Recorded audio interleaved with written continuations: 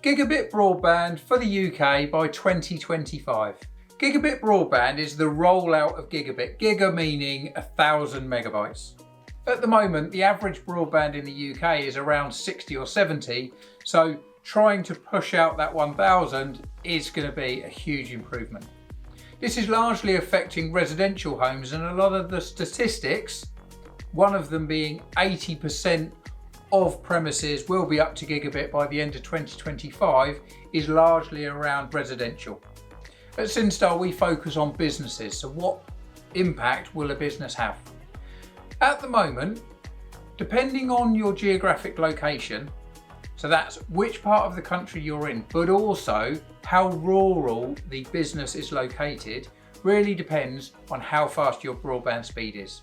If you're in the middle of a city where there's lots of other businesses, then BT, Openreach, or any of these other businesses that are going in and actually upgrading the lines, they'll be upgrading those faster because there's obviously more businesses that they can sell to straight off of.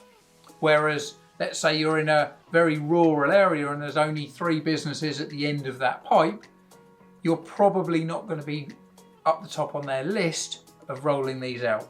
However, with all of the new housing estates that are popping up everywhere, they will all have gigabit broadband.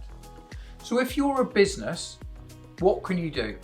First of all, if you go onto the Openreach website, there is a map and a plan of, it should say when you put your postcode in, exactly when it's planned that you're going to get the upgrade. If yours isn't for a long time, then you've only really got a couple of options. There's to actually get your own dedicated line in there. That can be quite costly, but it depends on the size of the business, but around the kind of £300 to £400 a month would get you a very fast dedicated line.